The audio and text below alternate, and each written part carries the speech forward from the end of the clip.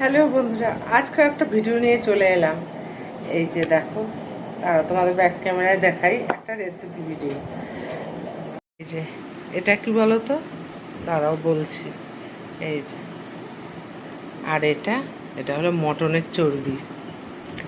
তাই এই যে এটা কি বলো তো, মটরশুঁটি। আর এটা আলু তো সবাই জানোই। প্রতি বছর আমি মানে ফেব্রুয়ারি, সরি সরি সরি ফাল্গুন মাসের শেষের দিকে আর নাহলে চৈত্র মাসের প্রথম দিকে মটরশুঁটি যখন একদম সস্তা হয়ে যায় 15 টাকা কেজি, আমি তখন এনে এরকম করে স্টোর করে এই যে দাঁড়াও, এই যে বোতলে বোতলে ভরে রাখি।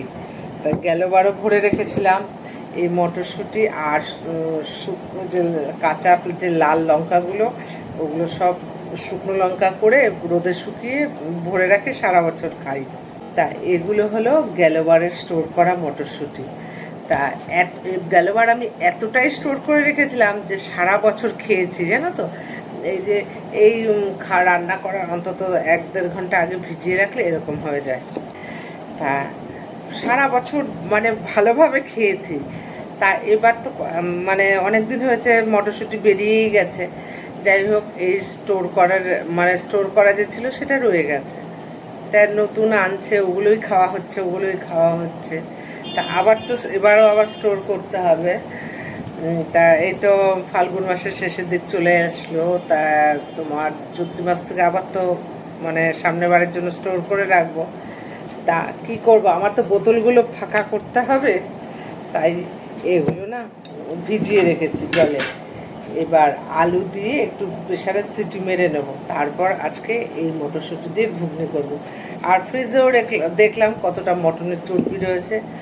তা চলো একটু কী করে করি, একইভাবে তবুও আমি আমার অভিজ্ঞতাটা তোমাদের সাথে শেয়ার করলাম। তা চলো, এই যে প্রেশারে দিয়ে দিয়েছি আলু, টমেটো আর কটা কাঁচা লঙ্কা ফেলে দিই। আর একটু নুন দিয়ে শুধু একটা সিটি দিয়ে নিতে হবে। মটরশুঁটিগুলো প্রেশারে দিয়ে আসলাম সিটি করার জন্য। আর এদিকে মটরের চর্বিটা কেটে নুন, হলুদ আর একটু ভিনেগার মাখিয়ে রাখবো। তা চলো কেটে নিই, যাতে সবার পাতেই পড়ে। কিছুটা গলে যায় কিন্তু আবার পাতেও পড়ে। ঘুগনিটাও খেতেও দারুণ লাগে, জানো তো। এমনি যখন ঘুগনি শুকনো মটর দিয়ে করি তখন 2টো সিটি মারি, আমি একটা সিটি মারি। প্রতিবারই যখন যদি স্টোর করা মটরশুঁটি বেঁচে যায় এই সময়টা, আমি এরকম করেই ঘুগনি করে রাখি। কেন, বোতলগুলো তো ফাঁকা করতে হবে আবার স্টোর করার জন্য। আর এখন যখন মানে নতুন মটরশুঁটি বেরিয়ে গেছে তখন আর এগুলোর আর কদর থাকে না, এর জন্য এটা ফাঁকা করি। আর এই মটরশুঁটিগুলো দিয়ে ঘুগনি করি সকালে রুটিটা খাওয়ার জন্য। আর এই ঘুগনিটা দিয়ে না রুটিটা খেতে দারুণ লাগে, জানো তো। এই যে দেখো মোটামুটি কেটে নিচ্ছি। আর ওদিকে প্রেশারে মানে সিটি পড়ে গেছে। তা চলো মশলা করব। তা প্রেশারেও সিটি পড়ে গেছে, মটনের চর্বিটাও কাটা হয়ে গেছে। আর এখানে দেখো রসুন, আদা, পেঁয়াজ আর একটু লঙ্কা, একটু কাঁচা লঙ্কা আর একটু লঙ্কার গুঁড়ো দিয়ে একটা পেস্ট করে নেব।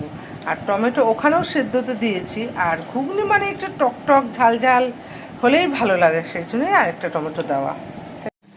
দেখো কড়াইতে তেল দিয়ে দিলাম আর একটু রসুন ফোড়ন দিলাম। রসুন ফোড়নটা দিলে না এই ভাজা রসুনের গন্ধটা এত ভালো লাগে। পেঁয়াজ রসুনের তরকারি করলে আমি একটা হলেও রসুন ফোড়ন দিয়ে দিই। তারপরে এই যে পেঁয়াজগুলো ফোড়ন দিয়ে দিলাম।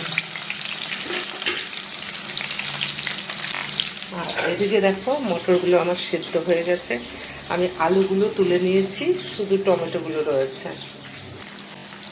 পেঁয়াজগুলো একটু ভাজা ভাজা হতে হতেই এই যে মিক্সির বাটিতে যে মশলাটা করে রেখেছি সেটা দিয়ে দিচ্ছি। আর কতক্ষণ নাড়িয়ে চাড়িয়ে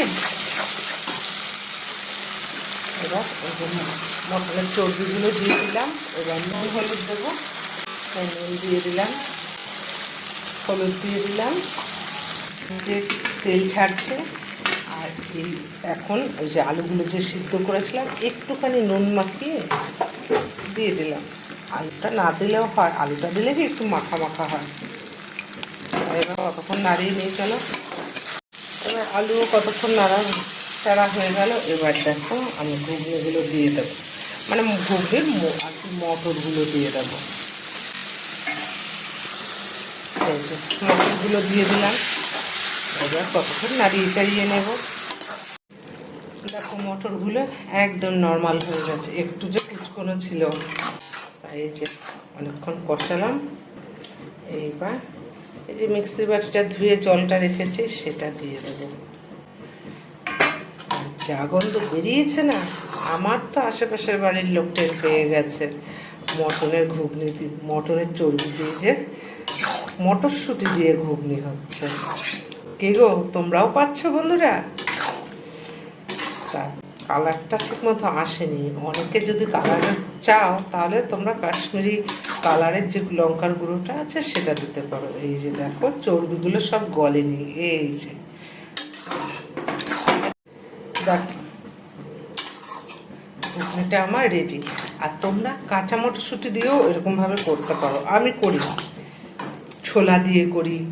তা যাই হোক হয়ে গেছে, এবার একটু মিষ্টি দিয়ে দেবো যাতে ব্যালেন্সটা থাকে, নুন মিষ্টি ঝাল। মিষ্টিটা দেওয়া হয়ে গেল, আর 1 চামচ একটু গরম মশলা দিয়ে দেবো।